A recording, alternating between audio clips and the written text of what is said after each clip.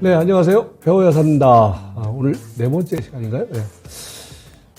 제가 이번에 배워야 산다 강의를 이제 진행하는 구간에서 시장에 많은 변화가 있었어요. 변화가 있었는데, 그 중에서도 이제 주목해야 될 것은 지지난주, 그러니까 설 연휴 이전에 주가가 급락이 들어온 이후의 흐름이 상당히 중요한 변곡점의 흐름을 보였었는데, 여러분들께 다시 말씀드리지만은요, 시장에서 가장 최난이도의 어떤 매매 기법은 뭐냐면은요, 잘 파는 겁니다. 잘 파는 거.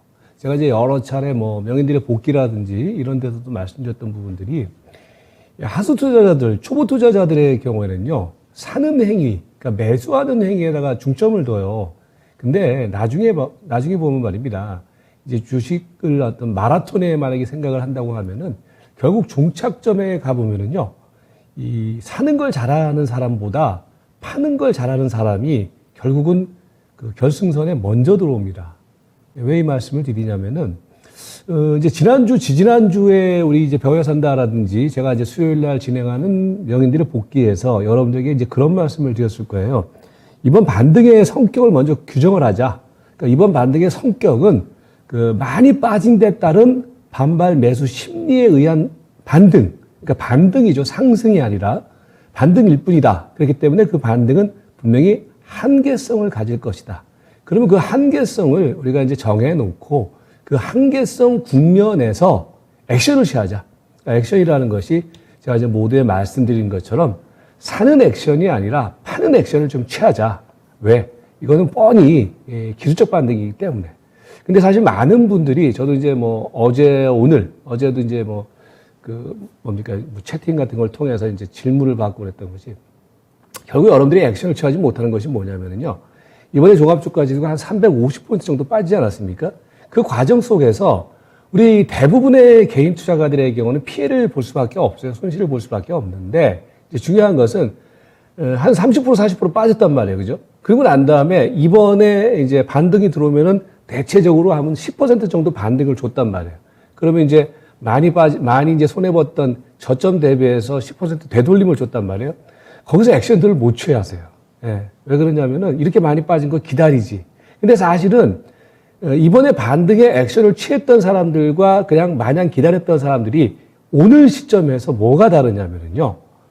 향후 전략을 수립하기가 용이해지는 거란 말이죠. 그냥 마냥 들고 계신 분들보다는요. 그러니까 마냥 들고 계신 분들의 경우에는 가령 이제 목요일, 금요일 고점 코스까지는 이제 좀 회복이 되나 보다 이렇게 생각을 하셨는데 오늘 이제 제가 금요일하고 이제 오늘 느닷없이 빠져버리니까 다시 이제 하락폭이 커지니까 그야말로 망연자실할 수밖에 없다라는 거죠. 그래서 다시 말씀드리지만은 여러분들이 주식 하루 이틀 할 거 아니라면은 다시 한번 말씀드리지만 이게 원론적인 얘기라든지 도덕적인 얘기가 아닙니다. 이 주식 투자는 사는 행위보다는 파는 행위. 거기에 결국 승패가 달려있다는 점 기억하시면서 오늘 배워야 산다 저하고 함께 공부를 하도록 하겠습니다. 자, 지금 이제 이번에 제가 배워야 산다를 하면서 사실 제가 원래 생각했던 강의 주제하고는 약간 좀 핀트가 좀 달라졌어요. 왜 그러냐면은 워낙 이번에 제가 배워야 산다 강의하는 이 구간 동안에 시장의 이 등락이 워낙 급했기 때문에 이 부분을 기준으로 해서 여러분들에게 이제 강의를 한다거나 아니면 투자 전략을 좀 꾸려보자 해서 약간 이제 핀트를 바꿨는데 그래서 전체적으로 이제 이러한 기술적 변동 국면 속에서 어떤 대응을 할 것인가. 지난주에는 여러분들에게 어떤 말씀을 드렸었냐면은 지난주 배워야 산다에서는 글쎄요, 이번 한 2, 3주 구간에서 매도를 많이 얘기한 이 사람은 김석철 전문가가 좀 가장 대표적일 거예요. 그죠? 제가 이제 1차 반등 구간, 한 2,760포인트 정도, 그 다음에 이제 2차 반등 구간이 2,800이니까 2,800 근접에 들어오면 좀 적극적으로 매도 액션을 취하자. 사실 이 방송에서 말입니다. 이 매도하라는 얘기를 사실 잘 못해요. 매도하라는 소리 잘못했다가 올라가 버리면은 추천해갖고서 떨어지는 것보다 욕을 더 바가지로 들어먹거든요. 그래서 매도 소리를 못 하는데, 근데 이번에 이제 제가 이제 2,800 근방에서 이제 매도 신호를 많이 보내드렸는데, 그리고 난 다음에 이제 시장이 오늘 눌렸어요. 그럼 지금부터가 사실 여러분들 본 게임이에요. 왜 본 게임이냐면은, 지난번 1차 저점은 제가 가바닥이라는 말씀을 드렸잖아요. 그죠? 시장은 항상 보면은요, 이 상투도 그렇고 바닥도 그렇고요.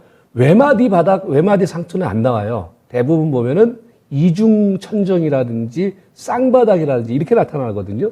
근데 지금은 그렇다면 뭐냐면은 지난번 나타났던 저점 이후에 다시 한번 저점 테스트를 하는 자리이기 때문에 매수라는 관점에서는 상당히 지금 이제 중요한 구간에 들어왔다.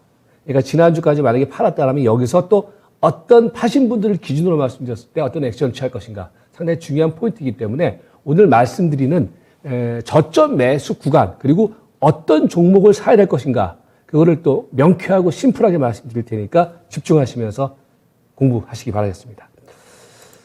자, 먼저 이제 한 주 동안에 진행됐던 시장의 흐름을 한번 점검을 해보도록 하겠습니다. 한 주 동안 이제 시장의 흐름을 한번 점검을 해보면은 결국 뭡니까? 뭐 제 말이 맞죠? 뭐 이런 말씀은 뭐 굳이 안 드릴래요. 뭐 방송 보신 분들은 아시겠지만은 일단은 지난주, 지지난주 국면 속에서 이제 반등이 들어왔는데 이번 반등의 목표치는 맥시멈으로 2,800이다. 그냥 2,800이 그냥 나온 게 아니라 역배열되어 있는 20일 이동평균선 그 자리가 저항이 될 것이다. 왜 그러냐면 이제 시장이 급락이 들어오고 난 다음에 리바운드가 들어오면 대체적으로 역배열되어 있는 21선 많이 가면은 거기까지 가기 때문에 이제 그거를 예측을 하는 것이 아니라 그거를 설정을 하고 거기서 액션을 취하자라는 기준점으로 제가 제시를 해드렸단 말이에요. 그러면서 이제 이번에 보시면은 종합주가 지수는 뭡니까? 기술적 그 국면 속에서 20일 이동평균선에서 반등이 어느 정도 완료가 되고 2,800은 뭐 찍지는 못했는데 2,800 근방이죠. 근방에 이제 찍고 일정 정도 이제 기술적 반등이 마무리되는 상황이 확인됐습니다. 그죠? 그 자리가 이제 대체적으로 2,800포인트, 20일 이동평균선이 되는데, 이제 전체적인 지수의 흐름은 그렇게 형성이 됐고요. 그리고 이제 그 안을 들여다보면은 이번에 이제 시장의 흐름은 기술적 반등이기 때문에 기술적 반등이라는 것은 결국은 단기적으로 급락했던 밸류에이션, 이게 일정 정도 저가 메리트를 느끼며 단기적으로 약간 튀는 거. 이제 그렇기 때문에 전체적인 종목들의 흐름은 어떻습니까? 어떤 특정 종목만 가는 것이 아니라 큰 컨셉은 기술적 반등이기 때문에 단기 낙폭 과대주들을 중심으로 해서 순환 사이클이 돌기 시작했죠. 그죠? 그러면서 시세 순환 사이클이 이제 지난주 설명을 드렸잖아요. 사실은 이번 마디 속에서 가장 못 올라간 종목들, 이번 마디에서요. 뭐냐? 그 이전에 강했던 애들이 상대적으로 못 올라갔어요. 가장 대표적인 게 LG 이노텍이죠. 그러니까 제가 왜 LG 이노텍을 말씀드리냐면은 여러분들에게 이제 상징적인 의미로 말씀드렸잖아요. 그러니까 왜냐하면 제가 이제 뭐 지난달부터 명인들의 복귀를 할 때 탑픽은 LG 이노텍이다. 지금은 LG 이노텍 뭐 이렇게 드리면 그렇지만 맛 갔어요, 이제요. 지금은 LG 일통을 팔 때고 이제 쳐다보지가 않을 때죠. 그러니까 항상 뜨는 애와 지는 애를 구분을 해야 되는데 왜냐하면 변했기 때문에. 그러니까 이제 뭐냐면 이번에 시세 반등의 사이클이 완료가 됐다라는 얘기는 무슨 얘기냐면은 낙폭 과대라는 컨셉을 가지고서 시세들이 한 2주 동안 반등을 줬단 말이에요. 근데 그 반등의 흐름이 이제 너도 한번 올라가, 너도 한번 올라가, 너도 한번 올라가. 이제 그게 뭐 게임주도 올라가고, 그 다음에 뭐 2차 전지도 올라가고, 반도체도 올라가고, 제약도 한번 올라가지고, 그죠? 이제 그러면서 이제 반등 사이클, 흐름이 이제 한 바퀴 돌았어요. 그죠? 이제 그게 지난주 이제 금요일 기점으로 해서 정점을 치면서 웬만한 종목들이 대체적으로 보면은 반등을 다 줬단 말이에요. 그거를 이제 지난주에 설명을 드렸던 부분들이 조금 이거를 먼저 한번 보여드릴 것이 이제 보시면 이렇게 되는 거죠. 이게 이제 전 업종 그 비교한 그 차트인데요. 보시면은 그죠. 대부분의 종목들이 이 대부분의 업종들의 흐름을 보면은 전부 다 저기 지난번 저점을 기준으로 해서 다 고개들을 한 번씩 쳐들었단 말이에요. 그죠? 이게 뭐냐면은 대부분의 섹터들이 너 많이 빠졌으니까 너도 한번 조금 올라가. 이제 너는 기다려. 너 올라가. 이런 식으로 이제 순환 사이클로 돌아갔단 말이에요. 그게 지난주 기점으로 해서 전체적으로 한 사이클이 다 돌았다는 거예요. 예. 한 사이클이.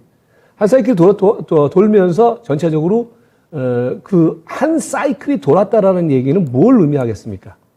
이제 지난번 낙폭 과대에서 나타났던 대부분의 종목이 너무 처참하게 빠졌던 부분들, 그게 결국은 뭐냐면은 단기적으로 떨이 물량들이 나왔다라는 거예요. 그러니까 우리가 이제 시장에서 이제 생각을 해보면은 떨이 막 이거 그냥 싸게 그냥 막 이렇게 떨이하는 물량들이 신용 매물과 더불어서 막 나왔단 말이에요. 그게 이제 엄청 쌌잖아요, 그죠? 그 흐름이 이번에 기술적 반등을 중심으로 해서 웬만한 종목들의 떨이 물량들이 다 소화가 되면서 올라갔다는 거죠. 그러면 어떤 현상이 벌어지는 겁니까? 이제 이번에 반등 흐름 속에서 시장은 단기 낙폭 과대라는 어떤 매력에 의해서 매수세가 들어왔는데 그 흐름들이 한 바퀴 다 이제 순환 사이클이 완료가 되니까 뭐예요? 단기적으로. 지금 시장의 모멘텀은 결국 뭐였습니까?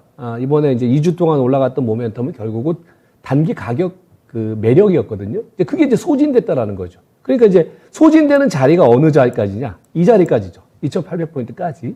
그렇게 되니까 시장은 뭡니까? 추가적인 탄력이 이제 제한이 되기 시작하는 거예요.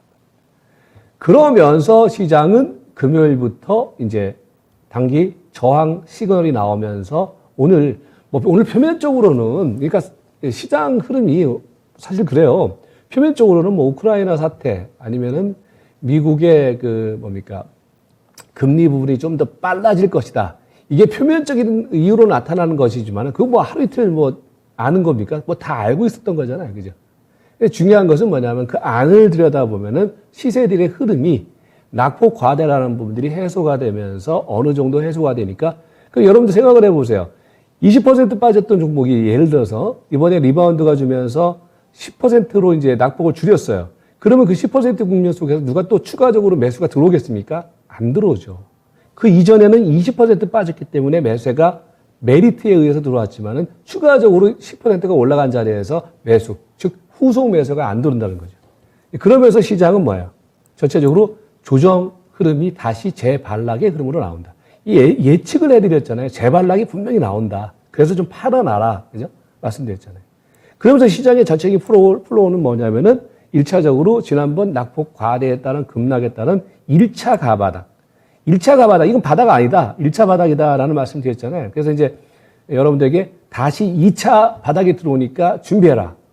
제 유튜브에도 보면은 유튜브 썸네일에 이제 2차 바닥을 대기하라. 이제 그런 얘기들이 누가 써놨더라고요. 뭐 잘 써놨더라고요. 그러니까 그거죠. 그죠?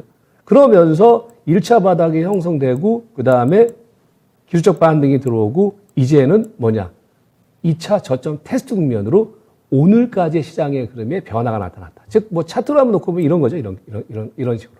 그죠? 요 자리. 이제 이렇게.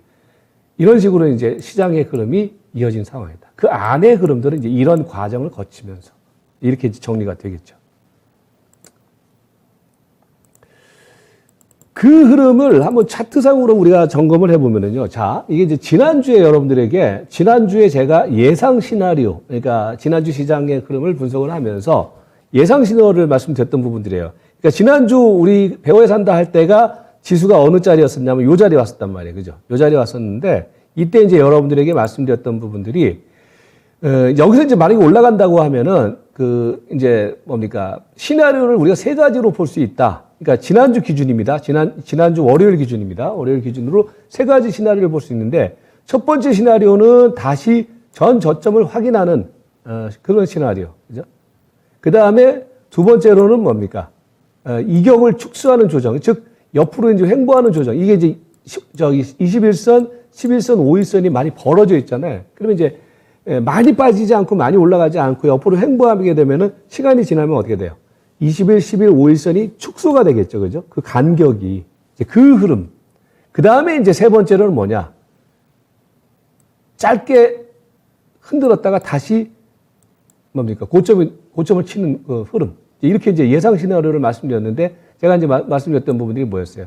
2 아니면 1의 시나리오가 될 가능성이 높다. 근데 2보다는 좀 1에 가깝다라는 말씀을 지난주 배워야 한다해서 말씀드렸잖아요. 그죠? 그게 이제 현재 나타나고 있는 거예요. 근데 이제 그게 나타날 수밖에 없다라는 것이 그 배경이 앞에서 설명드렸던 것처럼 이번 반등의 의미, 낙폭 과대에 따른 리바운드이기 때문에 한계성이 21선까지 목표치다라는 부분들 때문에 다시 한번 눌린다. 이렇게 되는 거죠. 그러니까 그 시나리오가 지금 진행되는 거예요. 그러니까 오늘 빠지는 부분들에 대해서 여러분들이 너무 이제 심각하게 생각할 거 없어요. 그러니까 항상 보면은 주가 빠지고 나면은 갑자기 또 우크라이나 얘기가 나오고 그 다음에 주가 빠지면은 미국의 또 조기 금리 확대, 금리 인상의 폭을 높일 것이다. 항상 보면 뉴스라든지 그런 거는 항상 뒷북치잖아요. 그죠? 그렇게 되는데 우리는 이제 이미 다 예상을 했죠. 왜냐하면 시장 안에서 벌어지고 있는 흐름이 뻔한 거거든요, 이게.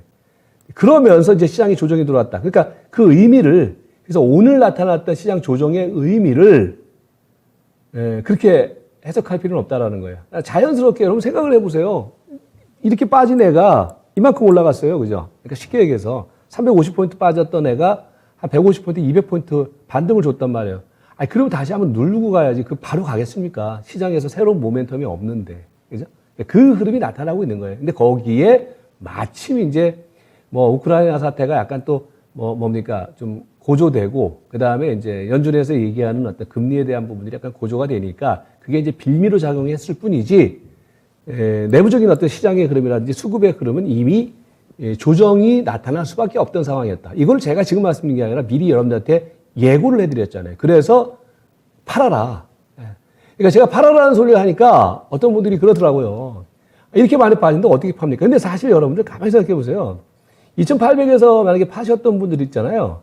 저 같은 경우에도 오늘 지금 뭐 개인적으로는 조금 더 주워 담았거든요. 이따 좀 산 종목들을 좀 말씀을 드릴 텐데, 그게 되겠잖아요. 그게 뭡니까? 그냥 뭐 아무것도 아닌 것 같지만은요, 수익률 차이가 엄청나게 벌어져요. 고점에서 팔고 저점에서 한번 잡아주고 하는 게, 이런 변동성의 흐름에서는요.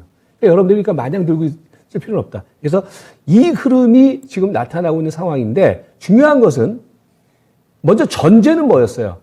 이전 저점은 깨지는 않을 것이다. 왜?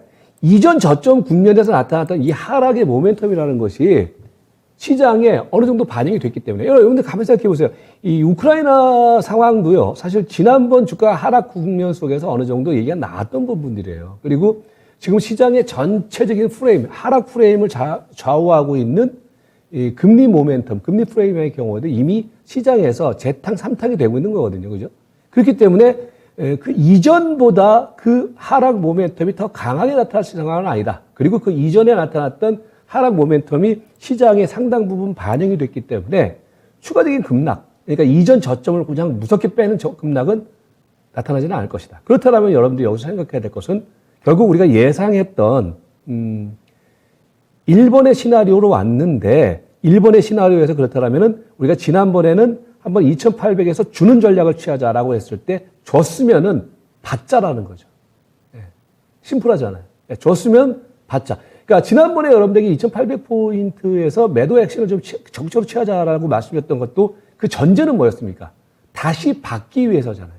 근데 여러분들 생각해 보세요. 오늘 오전에 보면은요, 막 4%, 5% 있잖아요. 밑에서 받을 수 있는 종목들이 되게 많았어요. 여러분들 뭐 아실 거예요. 그죠? 그게 얼마나 쉬워요. 그죠? 사실은. 근데 마냥 그냥 더 갈 거야 기대감에 갖고서 그냥 시장의 어떤 그런 그 내부적인 어떤 흐름을 이해하지 않고 그냥 마냥 그냥 오르기를 기다렸던 분들의 경우는 그냥 똑같은 거예요. 그죠? 지난주 그냥 기분만 좋았죠. 그죠? 왜? 오늘 다시 밀어버렸기 때문에. 이제 그 흐름이 지금 시장에서 나타나고 있는 포인트가 된다. 이렇게 정리가 되겠죠. 그러면은 지금 현재 시점에서 자 이제 이런 흐름이 나왔어요. 우리가 이제 예상하고 예측한 대로 나왔는데, 그럼 현재 시점에서 우리가 어떤 장세 그 대응 포인트를 가지고 접근을 해야 되는지 한번 점검을 해보면은, 앞에도 이제 설명드렸던 것처럼 저는 말입니다. 이제 시장의 흐름을 분석을 하거나 시장의 흐름을 이해할 때 저는 우선적으로 하는 것은 수급의 흐름이에요. 그리고 가격의 흐름이에요.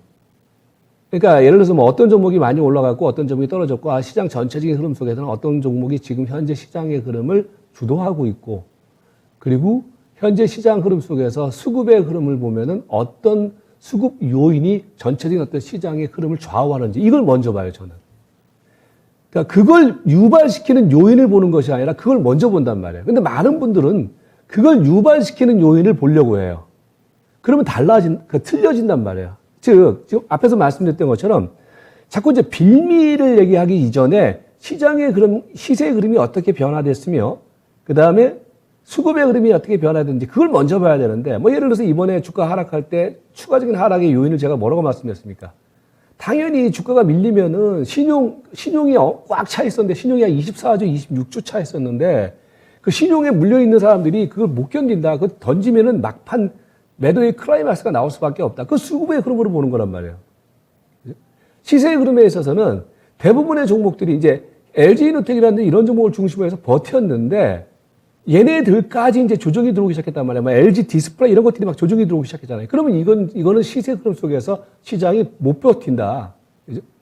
그게 이제 시세 변화와 수급의 변화를 통해서 우리가 본단 말이에요. 근데 왜 이 말씀을 드리냐면은 많은 분들이 사실 이제 시장의 큰 어떤 전략적인 어떤 그 기반, 뭐 예를 들어서 작년하고 올해하고 달라지는 시장의 전략적인 기반은 이미 충분히 설명을 드렸어요. 뭡니까?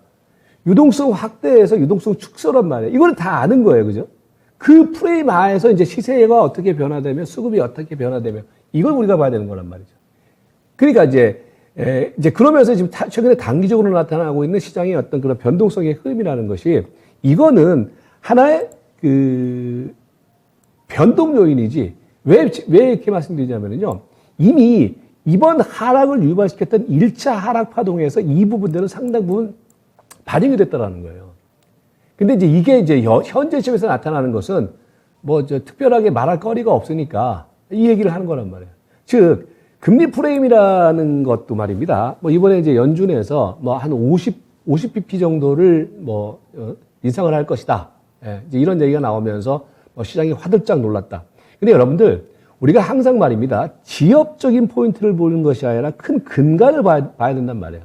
예, 큰 근간을 보는데 중요한 것은 우리가 이미 알고 있는 것은 올해는 어차피 인플레이션이라든지 이런 부분들 때문에 금리 인상 그리고 유동성 축소 국면은 불가피하단 말이에요. 그게 이제 연착될 것인가라는 부분들이지. 근데 여러분 생각을 해보세요.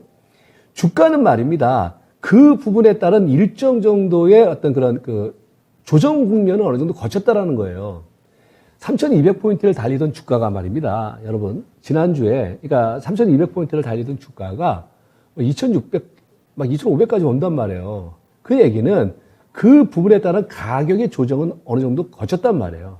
근데 그거를 예를 들어서 뭐냐면 새로운 어떤 그런 그 하락 요인인 양 우리가 겁먹을 필요는 없다라는 거죠. 예. 지금 이제 바닥을 막 다지는 국면이 들어갔다는 얘기죠. 그래서 뭐냐면은 금리 프레임이라든지 우크라이나 사태는 현재 시점부터는, 그러니까 이전에는 주가가 이제 한 350포인트 밀어내릴 때는 상당히 강력한 하락 모멘텀으로 자리했지만은 이미 이제 그거를 엄청나게 두들겨 맞았잖아요. 그죠? 엄청나게 두들겨 맞고 그냥 물량들이 다 튀어나왔단 말이에요. 그냥 못 견디는 물량들이 이번 하락마디 속에서. 그렇다면은 그 흐름들이 현재 시점에서는 어떤 그 모멘텀, 하락 모멘텀으로는 제한적인 변동 요인일 수밖에 없다라는 거죠. 예. 그걸 여러분들이 문제로 생각하셔야 돼요. 예. 이제 자꾸 이제 그런, 할 말 없으니까 우크라이나 이거 어떻게 될 겁니까? 제가 어떻게 알아요? 제가 전쟁 전문가도 아니고. 그죠? 근데 중요한 것은 우리가 주식 사이드 쪽에서 봐야 될 부분들은 뭐냐? 이 부분에 따른 어떤 그런 요인들, 그러니까 하락 요인들의 경우는 상당 부분 주가에 반영이 됐다. 그죠? 새롭게 반영될 수 있는 부분은 없잖아요. 시장은 항상 그래서 무서워하는 게 뭐냐면 불확실을 무서워하는 것이지 이미 노출되어 있는 재료에 대해서는 시장은 그다지 무서워하지 않는 거거든요. 여러분들도 무서워하지 마세요. 예, 제가 안 무서워하는데 뭐. 예. 그렇게 이제 흐름을 국한시킬 필요가 있어 보이고.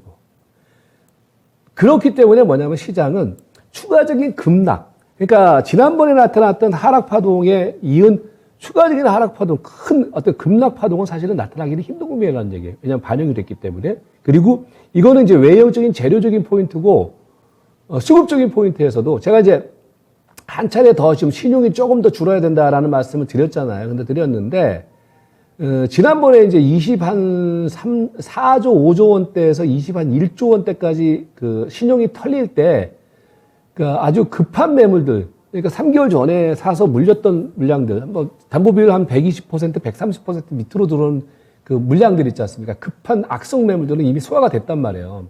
그러니까 그 매도 압력 부분에 있어서도 지금은 시장을 급락으로 누를 수 있는 매도 압력 부분들은 상당히 해소됐다고 보는 게 맞아요. 객관적으로 볼 때. 그래서 뭐냐면은 추가 급락은 제한이 되고 다시 시장은 뭡니까? 이제 1차 저점 이후에 2차 기술적 저점을 타진하는 국면으로 들어갔다. 단 그 전제는 이전 저점을 깨지 않은 가능성이 높다. 왜? 앞에 이런 요인 때문에. 그래서 여러분들이 이제 현재 체킹을 할 때 마냥 겁내지 마시고 이 부분을 염두에 둔 포인트가 중요하다. 그렇다면 이제 시장은 뭡니까? 이제 이 2차 기술적 저점을 타진하는 그 포인트에서 중요한 기준점이 어떻게 되느냐? 2668점. 이게 어떻게 나오냐면요. 이 2668포인트가 그냥 튀어나오는 게 아니라요. 네, 보시면은, 이번에 이제 종합주가 지수가 조정을 보이면서 반등을 줬잖아요. 반등을 준 흐름에서, 이번에 갭상승을 한번 보였어요. 갭상승을. 어디서 갭상승을 보였냐면은, 요 자리에서 갭상승을 보였잖아요. 그죠? 요 자리에서. 그러니까 이제 조정이 들어온다라고 하면은, 조정에 일단 갭을 보였다라는 얘기는 뭐야? 시세 공백을 형성하면서 주가가 튀어올랐잖아요. 그러니까 만약에 조정이 들어온다면은 요 자리까지가 기준점이 된다라는 거예요. 이전 저점을 깨지 않는다라는 기본적인 전제 하에서 우리가 본다라고 했을 때. 예. 그 자리가 2668포인트가 되는 거예요. 그러니까 이제 우리가 여기서 이제 생각을 해야 될 것은 조정이 들어올 때 마냥 무서워하는 것이 아니라, 예. 요 정도 선까지 기준 저점. 왜 이 기준 저점을 잡아주겠습니까? 지난번에 제가 왜 2800포인트를 고점 기준으로 잡았습니까? 그걸 기준으로 해서 팔자라는 말씀을 드리기 위해서 그랬잖아요. 반면에 지금 이 자리에서 2668을 기준점으로 뭐 잡아드리는 것은 만약에 팔았던 분들의 경우는 다시 잡는, 다시 매수하는, 그리고 저가 매수를 하는 저점 기준점으로 잡아드리는 거란 말이죠. 네.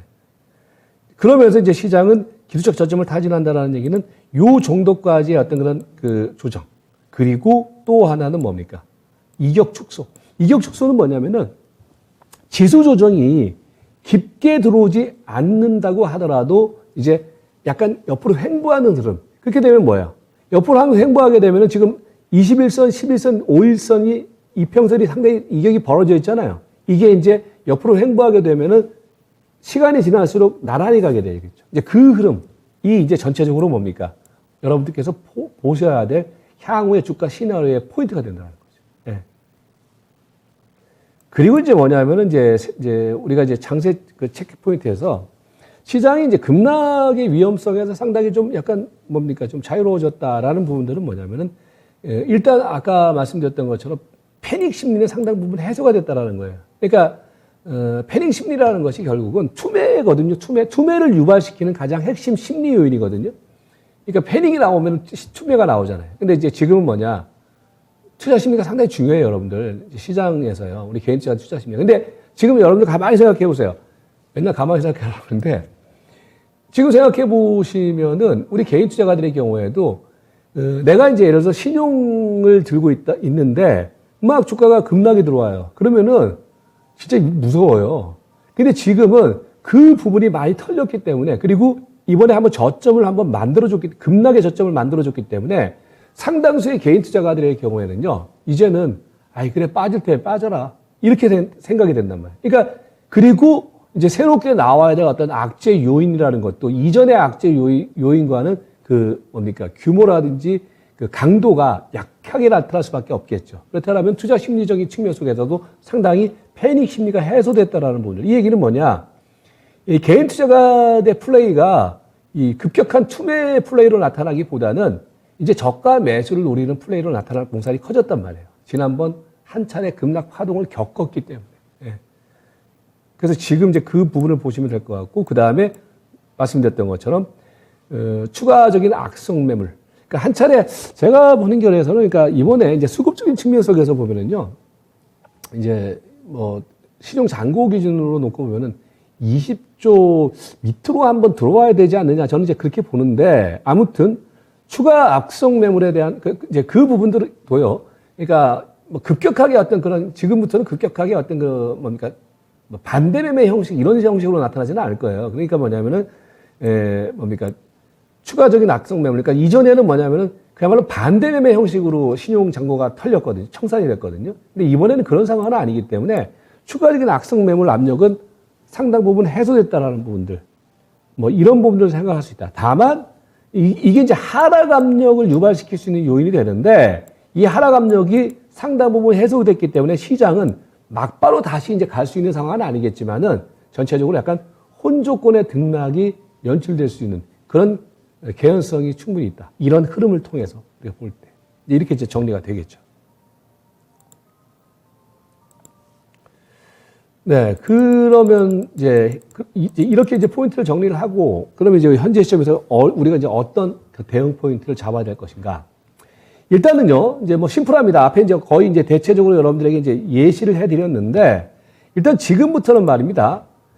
이제 지금 말씀드릴 부분들은 저는 그래요. 뭐 여러분들이 지난주에 계속 이제 2,800선을 기준선으로 해서 팔으라고 말씀을 드렸기 때문에 현금을 좀 상당 부분 확보를 해라고 말씀드렸기 때문에 지금 제가 말씀드리는 기준은 파신 분들 그리고 현금이 많으신 분들을 기준으로 해서 제가 말씀을 드릴게요. 그러면 이제 지금부터는 뭘 해야 되느냐? 저도 이제 오늘 개인적으로는 저희 이제 뭐 회원들이라든지 이제 그렇게 이제 운영들을 해드렸거든요. 오늘부터는 좀 지난주 거는 좀 참았습니다. 팔거나 참았어요. 그러니까 현금을 좀 가지고서.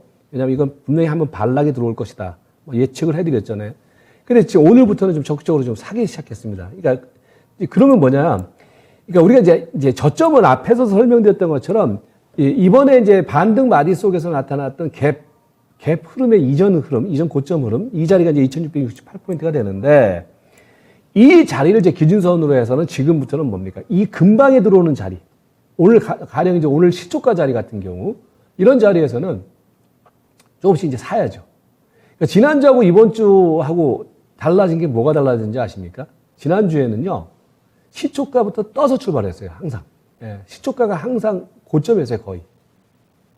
그러니까 지난주에 일본 캔들을 보면 대부분이 음성 캔들이 나왔죠, 그죠? 그러니까 지난주에는 그랬단 말이에요. 근데 이번 주부터는 뭐냐? 시초가부터 밀림에서 출발을 해요. 그러니까 그 자리를 공략하는 게 포인트가 되는 거예요. 일본 캔들로 기준으로 보면은. 근데 거기에서 하루하루 어떤 그런 데이 같은 경우는 그렇고 전체적인 흐름에 있어서는 2668포인트를 저가의 기준점으로 잡아놓고 백팅이 들어간다. 그러니까 이제 쉽게 얘기해서 2800 근처에서 팔으려고 말씀드리면서 제가 그랬잖아요. 올라올 때마다 좀 물량들을 설설설설 줘라. 그죠? 그리고 이제 2800 근방에 들어오면 좀 적극적인 액션을 취하자. 반면에 2668포인트를 저점선으로 하고 이제 그 근방에 들어오면 이제 가령 이제 오늘처럼 아침에 막 급락이 들어온다. 그러면 이제 소신 있게 한번 배팅이 들어가고 조금 들어갔다가 기다렸다가 또 이제 뭐 내일 한번 보고 이제 이런 식으로 되는 거죠. 그 기준점을 이렇게 잡으시면 될 것 같고. 그리고 이제 뭐냐면은 그 시장이 막바로 지금 급반등을 준다거나 그렇게 되면은 또 거기서는 따라가면 안 됩니다, 여러분. 지금은 그러니까 여러분들 이제 이렇게 지금 꼬심을 당할 수 있는 것 중에 하나가 또 이제 오늘 막 한 3, 40포인트 장중 기준으로 밀렸다가 또 이제 막 내일 좀 올라가잖아요. 그럼 막 또 쫓아간단 말이에요. 지금은 그럴 필요 없어요. 지금은 제가 볼 때는 좀 올라가면 경계 매물이 나옵니다. 지금은. 왜냐하면은 시장의 흐름이 한 차례 반등의 흐름을 준 이후의 자리이기 때문에. 그럼 뭐냐면 지금 여러분이 생각을 해야 될 것은 단기 이격 축소 흐름이라는 것은 지금은 올라가면은 좀 팔고자 하는 흐름들 이런 것들이 나타나면서 약간 옆으로 횡보할 가능성이 높아요. 예. 그러니까 지금은 이 흐름을 겨냥한 대응. 그러니까 하루하루 당일 기준에 있어도 좀 저점을 공략하는 대응을 해야지 어설프게 저점에서 반등 준다고 해서 거기서 그냥 화들짝 엔터키 누르면 안 된다는 얘기예요. 예. 그러면은 500원에서 할 거, 아니 500원에서 할 거 1,000원에서 할 수 있는 그런 상황이 벌어질 수가 있다. 장중 기준으로 놓고 보거든요.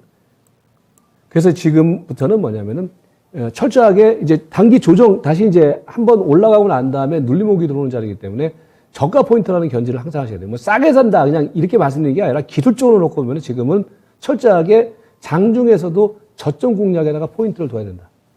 아니면 많은 거예요, 여러분들. 제가 이제 우리 회원들한테 자주 그런 얘기를 해요. 주식이라는 게 이제 초보 투자자들이 왜 저희 하면은 주식 저거 내가 안 사면 되는 것이지 뭐 이게 사고 싶었는데 올라갔어. 안 사면 되는 거지. 다른 거 사면 되는 거고 뭐 다음 파도 기다리면 되는 거지. 그죠? 그러니까 특히 지금은 저가 포인트를 견지하는 전략이 필요하다.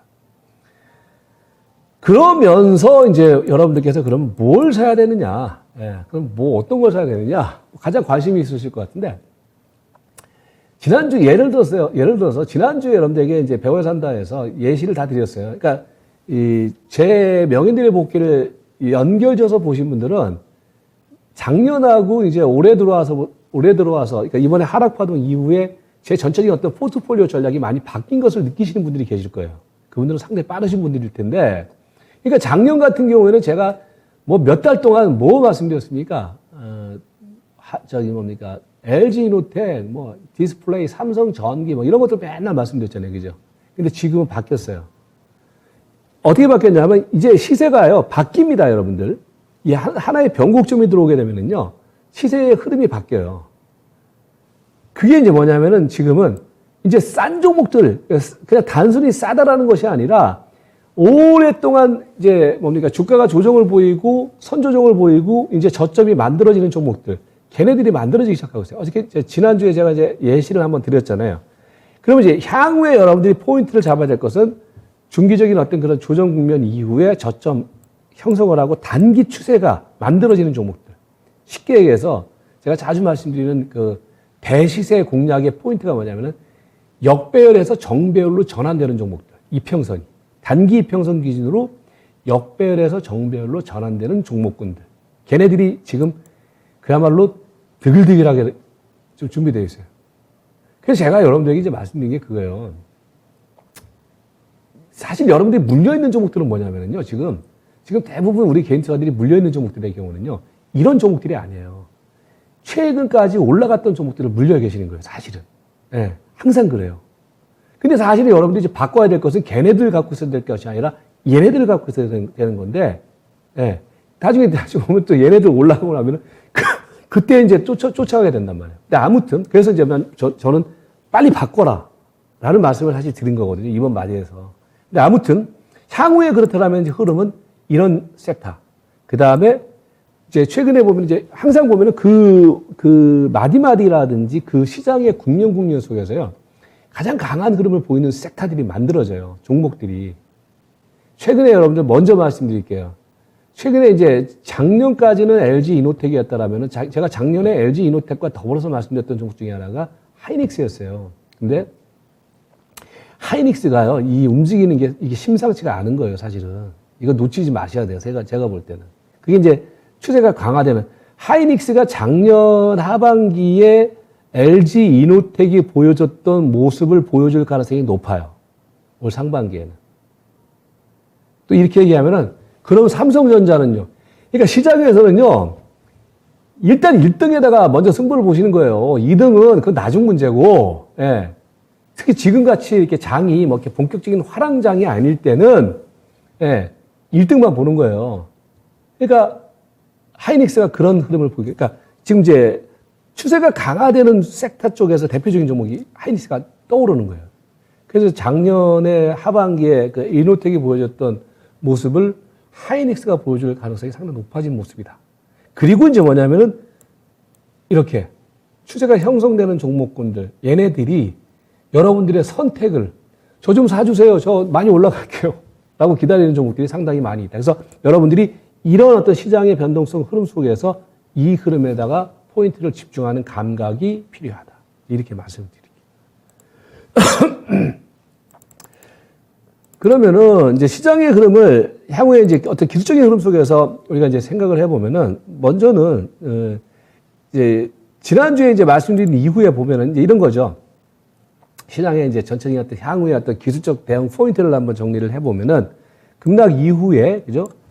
이제 바닥 아니라 그랬잖아요. 1차 가바닥이라고 말씀드렸잖아요. 1차 가바닥 찍고 그다음에 이제 리바운드를 주고 그 자리가 우리가 이제 설정했던 20일 이동평균선 여기 이제 2,800포인트까지 왔다가 이제 다시 재반락이 들어오는데 그 재반락의 일정 정도의 기준점은 지난번 반등 줬을 때 그 갭으로 이제 이 갭이 왜 그러냐면요.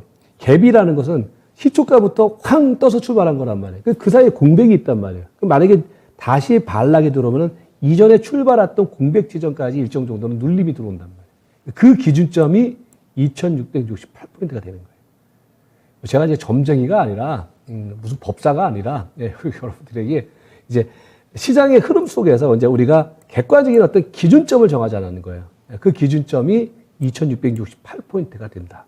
이거를 여러분께서 향후에 시장 대응을 하는 데 있어서의 기술적 포인트가 된다. 이렇게 말씀드리겠고. 거기에 이제 여러분들이 이제 최근에 장세 대응을 하면서 뭐 이제 그 해외 증시 쪽에서 보면은 미국 증시가 상당히 이제 이 등락이 심해요. 심한데 근데 이제 등락이 심한 것이지 사실 미국 증시는 우리나라 증시하고는 달라요. 우리나라 증시는 이번에 밴드 트렌드, 그러니까 박스권 트렌드가 사실 이탈된 장이거든요. 그러니까 약세장으로 전환된 시장이에요. 우리나라 시장은. 근데 미국 시장은요. 물론 이제 나스닥하고 다우하고 약간 좀 다르지만은 뭐 다우 기준으로 한번 생각을 해본다라면은 보시면은 그죠? 여전히 우리나라 증시, 그러니까 11월 달, 12월 달까지 진행됐던 우리나라 증시의 흐름과 거의 유사한 패턴이에요. 박스권이라는 거죠. 그러면 여러분들이 생각을 하셔야 될 때 뉴욕 증시 같은 경우에도 지금 밴드 기준으로 따지면은 34,200포인트대. 요게 이제 밴드 하단 부분이거든요. 근데 이제 어저께 종가가 34,700이니까 대체적으로 뭡니까? 한 차례 조금 더 빠지면은 미국 시장 증시의 경우도 밴드 하단 뭐 그러니까 지금 밴드 하단을 사실 깰 만한 상황은 아니에요. 미국 증시 같은 경우에도. 라고 했을 때 다우지수 같은 경우도 뭐 대꼬복고라든지 어떤 등락은 연출은 되고 있지만은 기본적으로 얘네도 다시 밴드 하단 부분에 들어왔다라는 점. 그러니까 추가적인 급락은 이제 뭡니까? 또 저점 매수로 다가갈 수 있는 그런 지점이 왔다라는 점. 이 부분을 뭐 계산해 넣으시면 될 것 같고요. 그리고 이제 우리가 또 생각을 해봐야 될 것은 그 뭡니까? 제가 이번 하락마디 속에서 여러분들에게 저점 시그널을 잡을 수 있는 포인트를 두 가지. 하나는 VIX 지수, 그 다음에 신용장고, 이걸 말씀드렸잖아요. 그러니까 VIX 지수도 보면은 이번에, 그러니까 이제 이게 뭐냐면은 지난 주말에 뉴욕지가 많이 빠졌잖아요. 빠지는 국면 속에서 사실은 VIX 지수 급등을 보였어요. 급등을 보였는데 보면은 위에 긴 꼬리를 줬어요. 이 위에 긴 꼬리를 줬다라는 얘기는 뭐냐면 단기적으로 심리가 극도로 불안한 데 따른 조정이었지 뭐 정상적인 어떤 하락 조정은 아니라는 거예요. 그러니까 항상 그리고 보면은 우리가 이전의 흐름에서도 보면은 VIX 지수가 급등을 보이면서 위에 긴 꼬리를 주게 되면은 그때는 또 다시 시장은 반대로 단기 저점이 나온다라는 거예요. 그죠? 근데 이번에 보시면은 가장 오른쪽 거 이거 좀만 크게 못 보시나요? 그러니까 가장 오른쪽 걸 보면은 그죠? 금요일 거죠.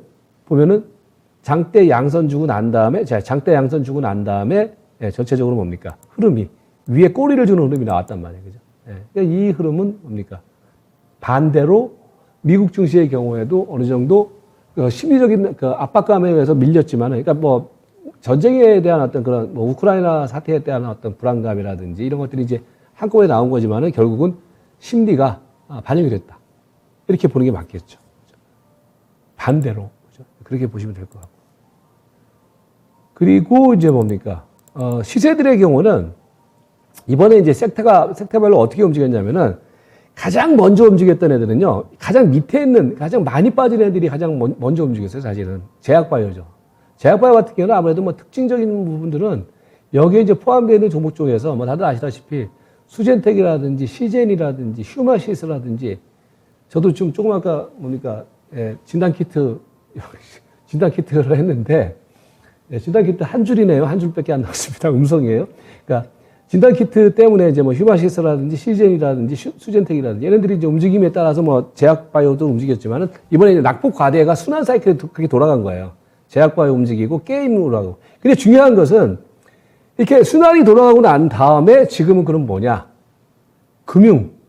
그러니까 현재 시장의 중심주는 이 난장에서 중심주는 금융, 이게 보시면 전부 다 여기 이제 동그라미 안에 있는 그 업종들이거든요. 그게 뭐냐면 금융업종, 철강업종, 운수창고 업종. 운수창고 업종은 제가 계속 말씀드리죠. 올해 이제 뭐 아까 뭐 SK 하이닉스 잠깐 언급을 드렸지만은 올해 상반기 국면에서는요, 여러분들 이제 항상 시장은 변하는 거예요. 그러니까 이 극과 극이 통한다라는 게 뭐냐면은 운수창고가 움직이는 배경이라는 것이 결국은 저는 그렇게 생각해요. 이 항공이라든지 여행이라든지 그다음에 뭐 유통 쪽에서 뭐 백화점이라든지 이런 쪽 같은 경우에는요.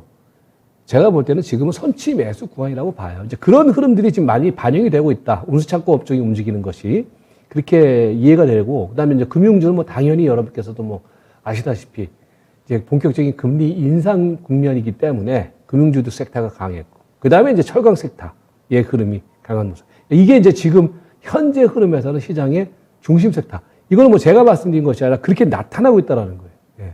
그렇게 이제 이해를 하시면 될 것 같고요. 이제 종목으로 들어가자고요.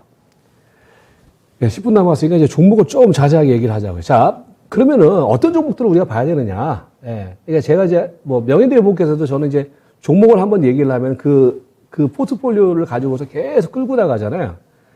이번에도 여러분들 그렇게 하세요. 나중에 보시면 아시겠지만은, LG이노텍도 제가 작년에 막 하반기에 얘기를 할 때 이거 나중에 분명히 보시면 아시겠지만 많이 올라갈 겁니다. 라는 얘기를 결국 올라갔잖아요. 그죠? 얘네들도 지금 뭐냐면은, 이제 지난주에 이제 보여드렸던 종목들이에요. 지난주에 이제 얘네들이 추세 전환을 시도하고 있는 종목들이다. 그러니까 첫 번째로는 뭐예요? 롯데정밀화학인데, 보시면 이제 이번 마리 속에서 이제 한 차례 올라갔다, 이걸로 보여드릴게요. 한 차례 이제 시대가 형성이 됐다가, 대체적으로 이번에 제가 여러분들에게 그 1강, 2강에서 설명드렸던 부분들이 뭐예요?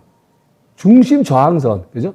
이 중심 저항선이 이렇게 있으면 그 중심 저항선을 뚫고 이렇게 되잖아요. 이걸 다시 재이탈하지 않는다. 그럼 이게 저항선에서 뭘로 바뀌어요? 지지선으로 바뀐단 말이에요. 그 추세가 전환된다는 얘기가 되는 거거든요. 그러니까 지금 이제 그런 흐름들을 보이는 종목들이에요. 롯데정밀화학. 추세 전환시키고 난 다음에 안 빼잖아요. 그죠? 오늘 같은 경우에 여러분들 뭐 오늘 장중에 보신 분들 계시겠지만은 장중에 막 많이 밀렸다가 롯데정밀화학의 경우에도요. 종가상으로는 딱 10십자형 캔들 주고서 흐름이 그러니까 이런 것들은 제가 볼 때는요. 짧게 눌림목 주고 다시 올라가요. 그래서 그리고 이제 중장기적인 측면으로 놓고 보면은 많이 빠져 있는 종목이고. 그리고 이제 뭡니까?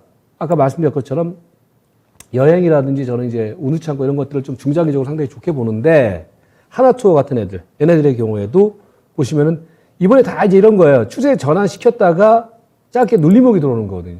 예. 하나투어 같은 경우에 흐름도 뭐 지난주 그러니까 2,800포인트 기준으로 해서 한번 줬다가 지금부터는 또 다시 받는 자리로 들어왔다. 그리고 이제 한국전력 같은 것도 한국전력의 경우에도 제가 볼 때는 한국전력의 경우는요. 뭐 기본적으로 24,000원대 여기까지는 그냥 최소 갖다 놓을 거예요. 이건 뭐냐면 300일선까지는 한번 제가 볼 때는 타치를 할 것으로 봐요. 그래서 뭐 한국전력의 경우에도 흐름 뭐 괜찮고 그 다음에 이제 뭡니까? 항공주 쪽에서도의 흐름. 항공주 쪽에서도 보면은 그러니까 지난주에 이어서 TA항공인데 보면은 추세 전환시켰다가 맨 마지막에 있는 겁니다. 추세 전환시켰다가 눌림목 그리고 거래 죽이면서 눌림목. 이거는 뭐냐면 눌림목이라는 거거든요. 그래서 얘네들의 경우는 계속해서 관심주 섹터로 여러분께서 보시고 저가 매수 관점으로 견지를 해도 크게 무리가 없다. 이렇게 말씀드리겠고요. 그 다음에 이제 뭐냐면은 제가 이제 아까 그랬잖아요. 중장기적인 저점을 찍은 종목들. 그러니까 여러분들 사실 지난주에 이 얘기 듣고서 사신 분들 단기 수익도 많이 나왔어요. 사실은. 그러니까 뭡니까? 뭐 카카오 같은 경우에도 저도 이제 카카오를 좀 계속 최근에 조금 카카오는 이 토마토 오래되신 분들은 아신 분들은 아실 거예요. 제가 카카오는 한 3, 4년 전에는 방송 되게 열심히 했거든요. 그때 항상 맨날 얘기했던 게 카카오인데, 그 다음에 이제 방송 안 하고 나니까 되게 올라갔던데, 다시 이제 카카오는 제가 볼 때는 저점을 찍었어요. 메리트가 상당히 있어요. 지금 이 자리는. 여러 가지 이제 뭡니까? 카카오 여러 가지 얘기들이 있었잖아요. 그럼에도 불구하고, 카카오가 가지고 있는 이 자체적인 컨텐츠라는 부분들은 우리가 무시 못하죠. 무시 못하는데, 카카오, 그런데 이제 주가는 뭐예요? 이번에 이제 여러 가지 뭐 우여곡절 끝에서 주가가 상당 부분 많이 빠졌고, 이제 하락이 멈춰졌다는 얘기예요. 예. 하락이 멈춰진 흐름이다.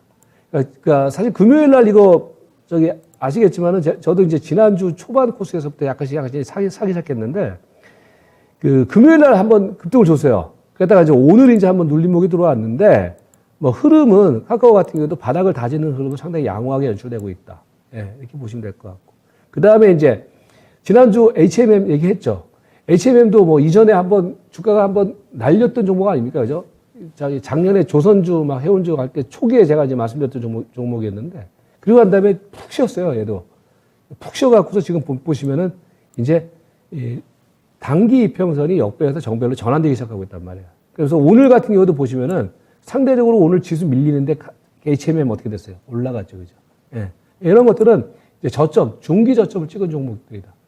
지난주에 뭐 이 얘기 듣고서 매수하신 분들 오늘 뭐 지수하고 상관없는 흐름이잖아요. 그죠? 이거 그렇고. 그 다음에 이제 한국 타이어 테크놀로지. 이것도 마찬가지예요. 일단 1차 저점 찍고.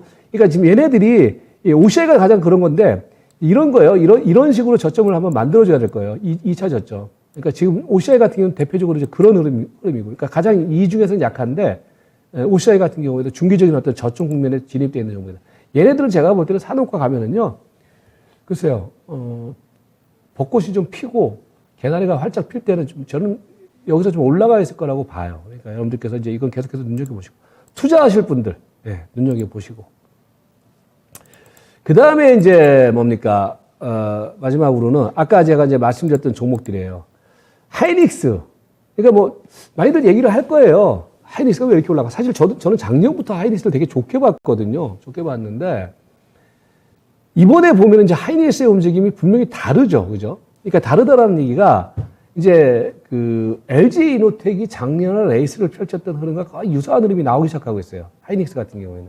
그래서 이번에 보시면은 하이닉스 같은 경우에도 이제 시장의 흐름과 역행하는 흐름을 보이기 시작했어요. 얘가 이렇게 돼버리면은요, 제가 볼 때는 탑픽으로 나설 가능성이 상당히 높아요. 다시 말씀드리면 작년에 이노텍처럼. 그러니까 오늘도 좀 보시면은 흐름이 이제 종합주가 지수를 선행한단 말이에요. 그런 주식들은 여러분들 분명히 이유가 있는 거예요. 종합주가 지수를 선행한다. 그러니까 오늘 종합주가 지수 빠지거나 발거나, 너 빠져? 난 갈 거야. 이러면서 마이웨이 그 흐름을 보인단 말이에요. 이거는 여러분들 무시하면 안 돼요. 이런 것들은 제가 볼 때는 눌림목 들어오잖아요. 조금 이거는 포트폴리오 구성해놓고 가져가시는 게 맞아요. 지금 13만 원대. 사실 작년에 말입니다. 13만 원, 14만 원대가 사실은 매물대인데 이거를 지금 제가 볼 때는 최근에 상당히 원활하게 소화를 시키고 있어요. 이거 만약에 뚫어내기 시작하면은 올해 그 하이닉스 같은 경우는 앞자리, 그러니까 이 앞자리가 일자에서 이자리로 바뀔 수 있는 가능성도 충분히 있다라고 봐요, 저는. 예. 이거 잘 메모해 두세요. 그리고 뭡니까? 롯데케미칼의 경우에도 보시면은 저는 개인적으로 오늘 뭐 롯데케미칼 오늘 좀 장중에 조정이 막 이게 제일 세게 들어왔어요. 화학 쪽에서는. 근데 좀 개인적으로는 좀 주워 담은 종목인데 롯데케미칼의 경우에도 보시면은 흐름이 좀 저점이 만들어지는 흐름이 분명히 나오고 있죠. 추세 전환 이후에 눌림목. 그렇죠? 그렇게 보시면 되겠고. 그 다음에 이제 대한항공. 그러니까 저는 이제 항공하고 여행, 숙박 이런 거 되게 좋게 봅니다. 그래서 대한항공의 경우도 이건 눌림목이다. 그러니까 조정 들어오는데 양성 캔들 나오잖아요. 그건 분명히 저가 매수가 있다는 얘기예요, 여러분들. 그래서 대한항공. 그리고 뭡니까? 그리고 마지막 종목이 잘 안 보이네요. 그리고 마지막 종목이 이게 뭐였죠, 이게?